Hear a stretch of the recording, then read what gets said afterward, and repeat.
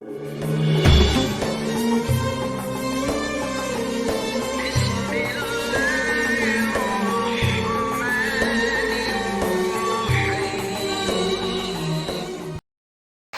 Allah tetap sendiri meskipun yang diurus banyak.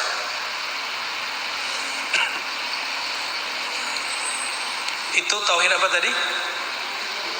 Tauhid rububiyah. Maka orang ini dia memandang apa aja, di situ dia melihat peran Allah. Itu. Dia lihat dirinya, lihat satu helai rambut di badannya, yang dia pandang adalah Allah Subhanahu wa ta'ala. Terus ada yang lebih tinggi.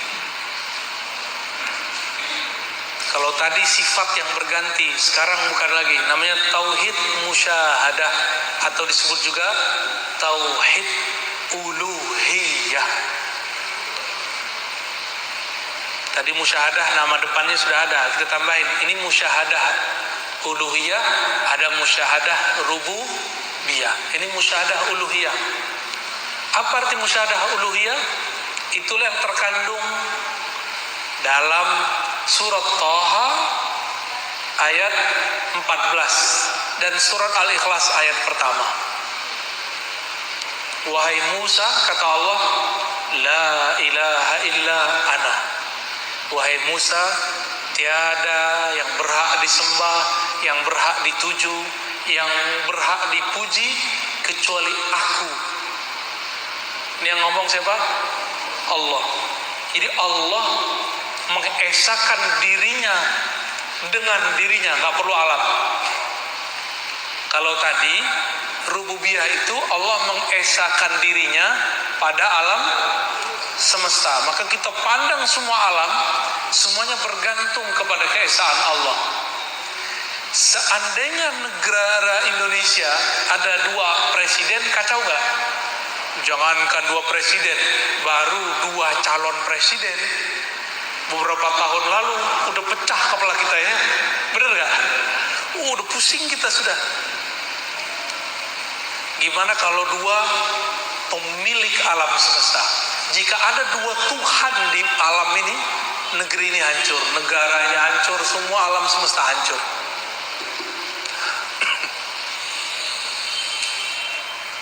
Tauhid musyahadah uluhiyah ini, Allah memandang keesaannya di dalam dirinya, di dalam zatnya. Dan ini rahasia di dalam rahasia. Saya tidak boleh menjelaskan kecuali sampai di situ saja. Ya, inilah yang disebut dengan ihsan level tertinggi. Engkau sholat seakan memandang Allah Subhanahu wa ta'ala. Jadi itu bukan dengan kolbu, itu dengan ruh. Nah, ini beberapa guru, kiai, mursyid itu keliru. Dia sebut memandang Allah dengan kolbu. Itu salah fatal. Kolbu itu masih ada ruangnya, masih ada tempatnya, masih ada arahnya. Allah tidaklah berarah. Dialah yang menciptakan arah. Tidak beruang, karena Allah lah yang menciptakan semua ruang. Ruh itulah. Apa istilahnya tadi? Tauhid ulu. Apa artinya? Allah mengesakan dirinya di dalam dirinya. Nggak ada alam. Ini yang disebut ahadiyah. Qul huwallahu ahad. Allah itu ahad. Jadi ahad artinya belum ada alam, belum ada aras, belum ada langit, belum ada kursi, belum ada budak perempuan yang nanya di mana Allah, belum ada. Ya, Allah dulu sendiri, sekarang masih sendiri nggak? Masih sendiri. Kalau Allah bilang Allah bersama alam, musyrik. Allah tidak pernah bersekutu keberadaannya, berserikat keberadaannya dengan alam. Maka ayat yang menyebutkan wa huwa ma'akum ainama kuntum, dia bersamamu dimanapun kamu berada, bukan berarti bersama berdua. Saya mau tanya, masih kelihatan nggak bulan cahayanya kalau matahari terbit? Masih kelihatan nggak? Kita ini kegelapan, Allah itu cahaya. Masih ada nggak kegelapan kalau cahaya terbit? Allahu nurus samawati wal ard. Allah lah cahaya langit dan bumi. Kita ini langit bumi yang gelap. Allah cahayanya. Masih ada nggak kegelapannya? Udah nggak ada lagi. Ya. Maka tidak bisa digandengkan antara gelap dan cahaya. Kita ini gelap, Allah terbit dengan nurnya, hilanglah kita. Apa maksudnya? Jika Allah memperkenalkan dirinya kepada hamba, maka habislah hamba. Itulah makna kalam ulama. Siapa yang kenal diri, man arafa nafsahu arafa rabbahu. Siapa yang kenal diri, kenal Allah. Siapa yang kenal Allah, hilanglah dirinya. Man arafa nafsahu fana, man arafa rabbahu fana nafsahu. Ya. Siapa yang kenal Allah, maka dirinya binasa, dirinya tiada.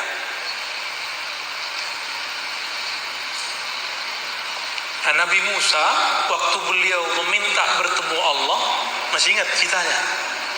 Itu Allah hanya menunjukkan satu percikan cahayanya oleh Sayyid Ahmad bin Idris al-Idrisi, Imam Idris ya. Beliau mengatakan itu cahaya disebut Nur Muhammad sallallahu alaihi wasallam. Itu dalilnya. Dalil Nur Muhammad ada di situ. Jadi yang diperlihatkan Allah kepada bukit, kepada gunung, lalu gunungnya hancur, itu cahaya Nabi Muhammad sallallahu alaihi wasallam. Kok bisa cahaya Nabi menghancurkan gunung? Masih ingat nggak ada ayat tadi surah Al-Hasyr ayat 22, sekarang ayat 21. Lau anzalna hadzal Qur'ana ala jabalin la ra'aitahu khashi'an mutasaddi'a. Seandainya Quran ini turunkan ke bukit, ke gunung, gunung hancur, binasa, tertunduk. Khashi'an mutasaddi'a. Nabi itu ditanya sama Aisyah, apakah akhlak Nabi? Apa jawaban Sayyidah Aisyah? Akhlaknya adalah Al-Quran. Al-Quran cahayanya cahaya Nabi. Nyambung? Nyambung nggak? Belum nyambung ya? Saya ulangi ya. Nabi Musa nggak sanggup melihat cahaya. Cahaya itu diperlihatkan ke gunung hancur. Tadi Sayyid Ahmad bin Idris al-Idrisi bilang cahaya itu namanya cahaya Nur Muhammad. Sayyidah Aisyah ditanya, Nabi Muhammad itu akhlaknya apa? Al-Quran. Maka cahaya Nabi ditunjukkan ke bukit, hancur bukit. Karena kalau cahaya Quran itu diturunkan kepada bukit, pegunungan, gunung hancur. Itulah rahasianya kenapa waktu Nabi naik ke atas gunung Uhud bergoyang. Goyang Uhud yang kita lihat, mungkin sebagian besar sudah pernah ke gunung Uhud, ya benar. Itu gunung yang sangat tegar, perkasa itu, ketika Nabi naik ke atasnya dia bergetar. Karena Nabi itu adalah hakikatnya Al-Quran. Hakikatul Al-Quran, akhlaknya Quran, nur korbunya nur Quran. Yang dulu nurnya beliau jika diperlihatkan ke bukit hancur, berarti gunung Uhud ini gunung terkuat di alam semesta, di bumi. Maka ulama kita menyimpulkan beberapa kalam Nabi tentang bukit Uhud, gunung Uhud, bahwa gunung Uhud ini ketika nanti kiamat terjadi, gunung Uhud masih Allah pertahankan. Karena satu-satunya gunung yang bisa bertahan ketika ada Nur Muhammad ada, itu cuma gunung Uhud. Jangankan Nur Muhammad, tubuh Nabi Muhammad ada di atasnya, gunungnya tidak hancur. Maka apa pelajaran di sini? Pelajarannya adalah jika ingin kita mati, tubuh kita nggak hancur, maka leburkanlah cinta kita, baik kolbunya ataupun pikirannya ataupun jasadnya kepada Nabi Muhammad sallallahu alaihi wasallam. Kalau sudah lebur cinta fisiknya kepada fisik Nabi Muhammad, udah lebur akalnya dalam akal Nabi Muhammad, kolbunya dalam kolbu Nabi Muhammad, maka nanti jasad kita Allah tahan, gak akan hancur. Inilah rahasia kenapa jasad tidak hancur di dalam kubur. Jadi gak mesti orang hafiz Quran, ya, orang yang di kolbunya ada nur Nabi Muhammad, itu Allah tahan itu bumi, gak akan merusak ya. Innallaha harrama 'alal ardi an ta'kula ajsadal anbiya. Allah mengharamkan bumi untuk merusak tubuh para nabi. Kita tambahkan dan pewaris para nabi, ya, yang di dalam dirinya ada nur itu. Oke, barangkali itu tauhid, ma'rifat al-muwahhidin, ma'rifatnya ahli tauhid yang bisa kita pakai. Minimal sampai di level 2. Tapi saya tidak menyarankan minimal sampai level 3. Ahlul akal minimal, ya. Baru kemudian Allah akan bimbing ke level ke-4 sampai level ke-5. Barangkali itu yang dapat kita sampaikan.